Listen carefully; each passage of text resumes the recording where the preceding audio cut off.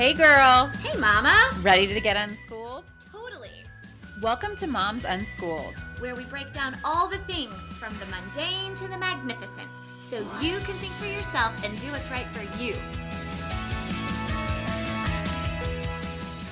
Hey Erin! Hey Sarah! Welcome to Moms Unschooled. You told me you wanted to talk about the F word today, and I was a little taken aback because this is a PG podcast, so what did you mean? The F word. Feminism. Oh, okay.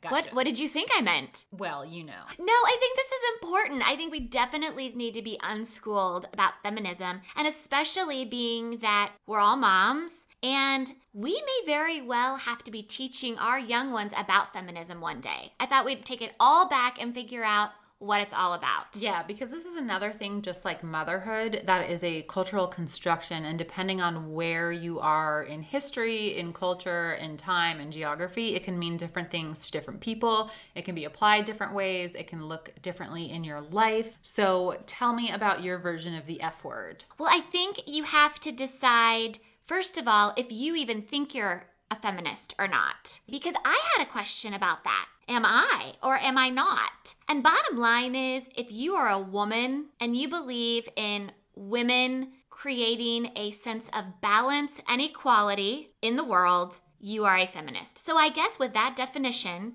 the textbook definition is the belief in the political, economic, and social equality of the sexes. I would say I'm a feminist. Yes. It's difficult because when you think about the textbook definition, that makes a lot of sense to me. And I feel like society, history, maybe loud, boisterous voices that we may or may not agree with have kind of skewed the idea of what feminism is. So I needed to get unschooled about this myself. Yes, I'm really curious to listen to what you learned, because I think this is a loaded term in many regards, and it would be interesting to see how parents or women who are parents perceive this term, women who are not parents, how men perceive it, things like that. So what did you find out? So bottom line is, feminism is about giving women a choice.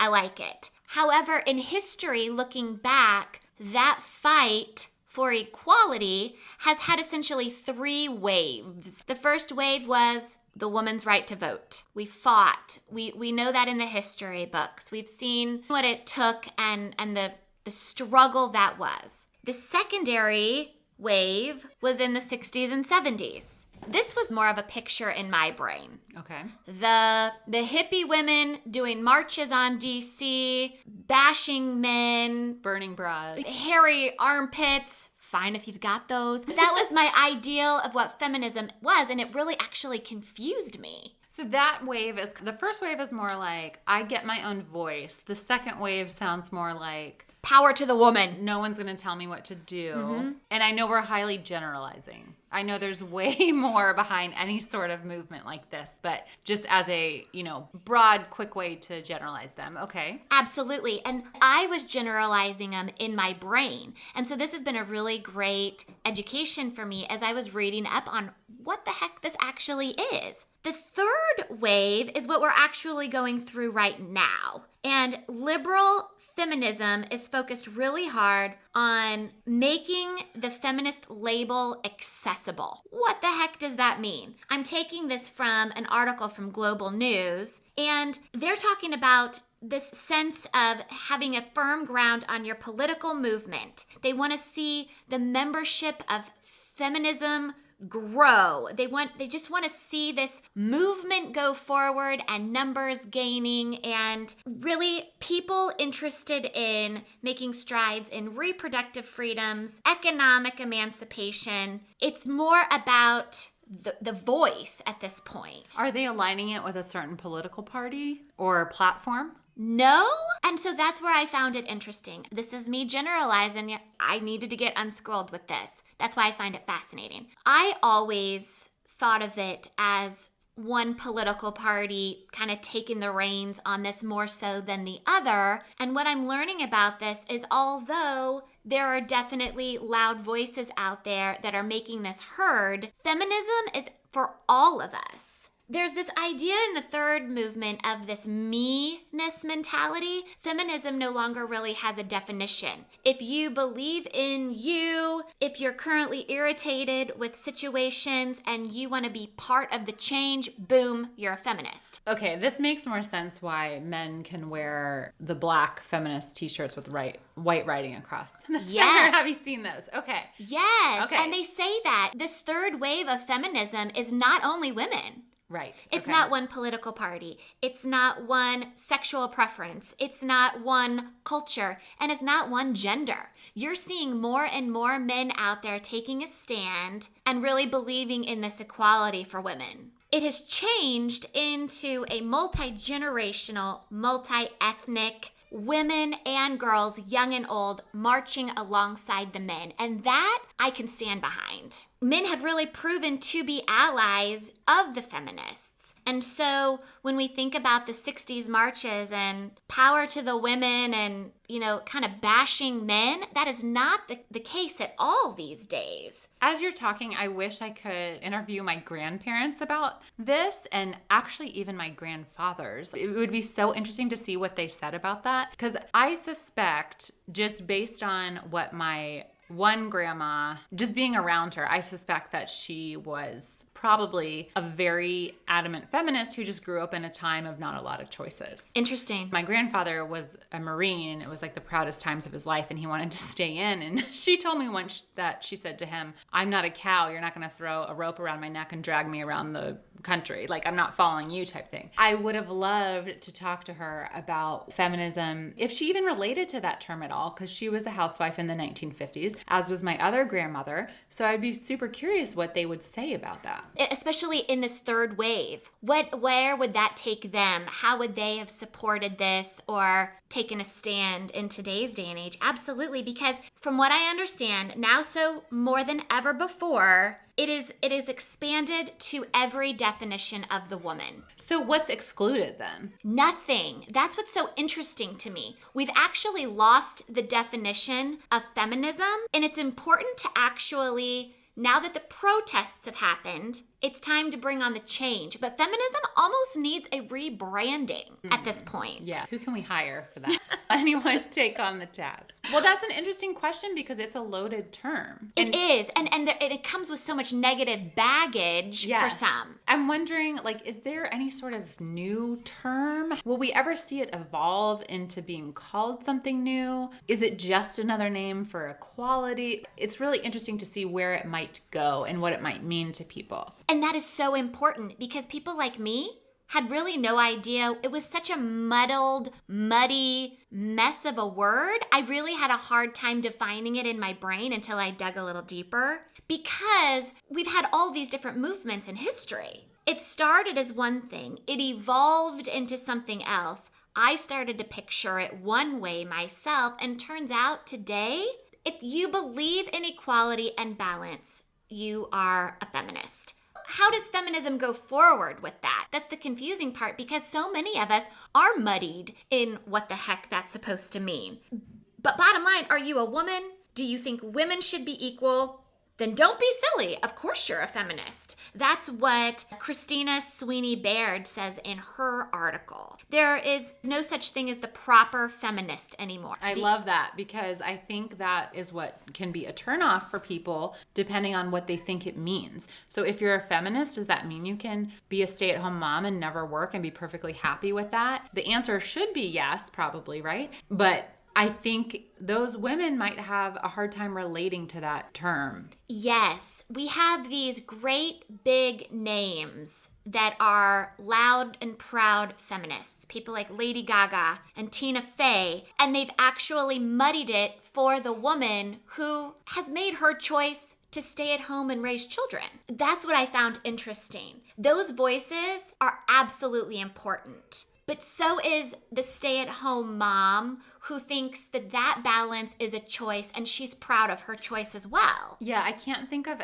any sort of role model. Well, I don't follow popular culture super close anymore anyway. I've totally aged out of that 18 to 34 marketing bracket, but I'm trying to think of someone who is a positive role model who is showcasing that feminism can look many different ways. How about like Reese Witherspoon? Reese Witherspoon. Wait, so break it down. Why Reese Witherspoon? Give me some traits that she is representing. Well, first of all, everybody knows her. Everybody knows her name. I think she has this sweet disposition. I think she is incredibly talented at what she does, but she also brings this realness to the table. She is a family person that people feel like they can relate to that. I don't know Reese personally. Hey, Reese, if you're listening, call me. But she puts off this aura of family is first and shows us a bit of a vulnerable side that I feel like I could relate to as just your average Joe kind of mama. And I think we need those strong voices that aren't necessarily shoving it in people's faces. Mm-hmm. Show us your action. Like I've said before, the protests are over. It's time for change. Who is a name in the world that would actually be proactive and start the change that's necessary? I mean, I can be loud and I can wear a raw meat dress down a red carpet. Please don't. You're my friend. I would never let you do that. Back to episode Mama Wardrobe. That wouldn't quite fit my style. But we could also have that real, grounded, yet strong presence that actually could change something. Who would that be? That's the challenge, right? Because if feminism can look and mean different things, it can be different role models for different people. It could be anybody. Because the idea is now supposed to be completely, ultimately inclusive of all women. That's why I think it gets so muddied. Who do you then say is not a feminist? Just because they're a female who thinks things should be equal? I think there are women out there that are against feminism, and we can get into that later. But I think if you believe in the balance, and that's men and women both, it is completely all-inclusive. That's what's so tough about the definition these days. And if people don't see a role model that they can relate to, I can see how they would not necessarily think of themselves as being a feminist or whatever. So that makes sense. Well, and is anything actually changing? Now, don't get me wrong. I know we've made huge strides through history, but we still also have things like, she's pretty smart for a girl. Or, what did she expect when she dressed like that? Or, job sharing, flexible working hours for mothers. We are still struggling through this. Now we want to see change. Do we need a face for that? A face with talking points? Or can we all go forward and doing our little bit to chip away at the imbalance? A lot of people that are kind of put on pedestals as these role models, I'm just thinking of military examples, are females who have been the first in their military job or MOS, military occupational specialty. And some of the interviews I have read with them are like, I don't want that attention of being the first female. And a term in popular academic culture that is called inspiration porn, meaning like we are dubbing them this kind of poster boy or girl for this thing, and is us drawing attention to the fact that, oh, they're important because they're the first woman to do that, not that they're doing it great anyway, regardless of if they're a woman or not. And that for some of these role models can be a really weird thing to put on. Like, okay, I'm really great at this thing I'm doing, let's use the military example, but do I want this attention that I'm doing it because I'm a woman? Right. I've succeeded. I am really good at this. Why are you now comparing me to a male who has been successful? Right. Why can't I just be good at this? Why can't you just compare me to every other Marine or whoever? I am successful at this. Why am I now being rewarded because I'm a woman? Yes.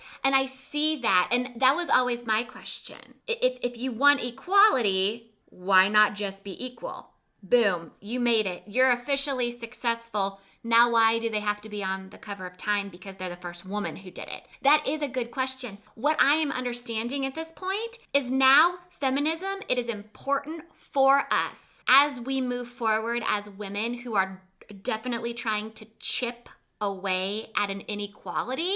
We have to voice that. We have to record that. We have to make it known, because there is still an inequality. Now, these women may think they're not feminists at all. I just wanted to do a good job at my profession. But what I'm understanding now, and this is new to me because I didn't necessarily believe this until researching, is we have to do this for the generations following us. They have to see that this is happening, that it is their responsibility to pick up the torch and move forward with these things at this point. I found that interesting, and I could get on board with that. It's just important as women or fans of women to open a conversation up. And that's what we're doing essentially today. It is important as we move forward to positively influence and support other women around us. It's important to recognize those first times for women being successful at X, Y, and Z, because that is actually how we are going to affect change. But we also at the same time can't pigeonhole them to that's their only reason to celebrate success. No. Now they have to be treated as equal. They should always be treated as equal. But the feminists, the movement says it is so important that we record that we praise that, we can celebrate it as the female gender so we can continue to grow from there. And when you mention like explaining that to the next generation, I don't have a daughter, but have you ever thought about what that means to tell your own daughter about it? Just some examples that have crossed my mind, and our kids are in the other room like dancing to Taylor Swift, and there's 3 boys and 1 girl. I saw a meme once that was like, Taylor Swift writes whiny songs about her ex-boyfriends, where Stevie Nicks stood on stage next to her ex-lover saying what a bad guy he was. Or we happen to be in Europe right now, and when we go to a castle and they have the separate chambers for the king and queen, how do you explain that to them? Like, oh, and by the way, this was the king's bedroom and his ladies in waiting were lined up while she was pregnant. You know, how do you communicate those little things that we don't think about that often to your own daughter? How do you bring up those discussions about feminism, explain what feminism even is, those kinds of things? It's our job to communicate that to our little girls. As mothers, every woman in the world has been subject to inequality or imbalance, however minute that might have been. We've all been subject to it. And so our goal as mothers is to lessen that for our daughters. So yes, when you're thinking about songs, when you're walking through these castles and it was men's corner, females' rooms, when we're talking about ancient Egypt and the boys were allowed to go to school and learn to read and write, my daughter, her jaw is flipped wide open and can't believe that there were girls out there that weren't seen as equal. Are you kidding me? Girls weren't allowed to read? I had to go home and learn how to bake bread. I mean, she likes to do that too, but come on. And so it is so important that we communicate that to our daughters at a very young age because they're going to pick up the torch. Even like when she learns to drive, you know, just being like, you know, by the way, like this wasn't a thing that women did before. Or like you played golf. Yes. What was that like being in a mostly male-dominated activity? Well, golf was coming strides by then. Back in the olden days, what was that, like 20 years ago? Holy moly, I'm older than the dirt that people play on now. But it was fine. It was fine. But talking to our mothers, I mean, who had to wear skirts to school, and my mother would have loved to have extracurricular activities, but all there really was to do was swimming and band. I think my one grandma did synchronized swimming. Yeah. I don't even know if they were allowed to compete at that time. Like, it was probably like, okay, men can compete and you're doing synchronized swimming. Right. Right. And so we've already come strides. And so it's important for our daughters to understand how far we've come. And it's our job to do that. I have here an article from Bustle by J.R. Thorpe that talks about the 5 things it's important for us to teach our daughters about feminism. Oh, perfect. Let's hear it. Well, first of all, feminism is not just about white women. I think we all know that at this point, but it's important to reiterate it. We have people out there of all genders, of all generations, all ethnical groups, and people all over the world who are fighting this cause. And it's also important to remember that prejudice shouldn't be separate forces. You have feminism, but you also have discrimination in things like race. So maybe there's women out there that you know, there's certainly women out there who are fighting 2, if not 3 different prejudices at one time. And I think that's really important to convey to our daughters. I mean, I am white Anglo-Saxon, but my daughter, she sees diversity. And we say all the time, God loves variety. So we are trying to show her that the world is so much more interesting and such a beautiful place with all these different kinds of people in it, but they're all fighting their own struggles. So it's not all a bunch of rainbows and butterflies, and we want her to know that, but she can also be part of the positivity and the good as we move forward. Other groups of women are fighting this too, but you also have to think about the wage gap. And Sarah, you know this as a professional. There is still such thing as women making less money than men. So that's another fight that women continue to struggle, and they are not all separate issues. We can fight it all as one whole. I think that's another reason feminism gets muddied in the waters. But it's still a struggle, and it's real, and it's important to continue to cluster those together. Things like LGBT or disabled, those are all things that most certainly should be fought in conjunction with feminism. Another thing we need to teach our daughters is that feminism can start young. We may not have to tell them feminism can start young, but it is important for us mothers to start integrating this into conversations. And even for your sons. Yes, ma'am. I mean, in some ways, I don't want to say one's more important than the other, but you would be doing a disservice if you only mentioned it to your daughter. Absolutely. Because, they talk about gender appropriate behavior. Well, what the heck is that? If my son wants to walk around in a princess dress at night and paint his toenails right alongside with my daughter, his big sister, so be it. So it actually works both ways. Absolutely. But we can also be showing her, like I said with ancient Egypt and girls couldn't read and write. And she's going to see that women not being able to go to school and read and write happened a lot later on into history than ancient Egypt. But it's where we're starting. I want her to see how far we've come as females, and for her to take pride in that. And to really almost stop and think about what she wants feminism to look like for herself. Really? I think that's an important part of it is, yes, just because you have these opportunities to do something doesn't mean if you choose not to do them, you're not a feminist, and vice versa. Like, you don't have to do what every other woman chooses to do or not. The point is that it's up to you, and what do you want that to look like for your own life. Exactly. Especially going back to the whole boy versus girl social behaviors or toys. Why can't my daughter want a chemistry set or a robot? I'm actually going to encourage that because she might be the first to just open huge doors for women. Now, she sees the scientists, the female scientists out there, and she wants to be just like them. We're absolutely going to support that going forward. But it's still real. And our boys and our girls alike need to recognize that so they can be the change. Another one is that women in power matter. And we've talked about that already, Sarah.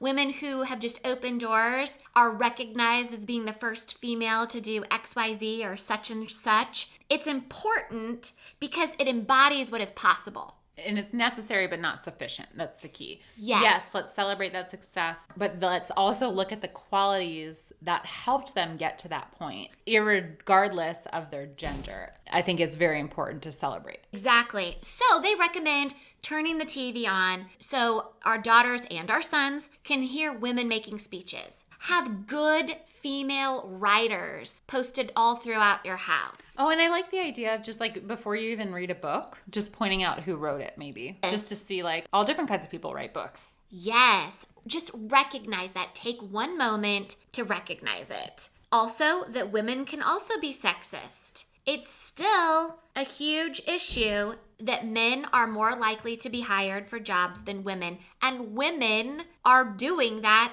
to other women as well. So it's just a quick one. We need to be aware of that and tell our daughters as much. Basically, anyone can be a jerk. That's a good thing to keep in mind. Exactly. And then also, having choices is power. So the fact that we still have childcare imbalances, the wage inequalities, overall emotional health, with family issues or expectations of career advancement. We need to address those. We need to bring them out in the open, to have open conversations about them as we move forward, because knowledge is power and choices are power. You know, they say we encourage our kids with the saying, you can do anything. But this article says, don't just say you can do anything. They say, you can do anything, and the obstacles that are pitted against you in your quest to do that, just because you're a woman, are unfair and need to go. Wow. That's a powerful statement. That's a big one.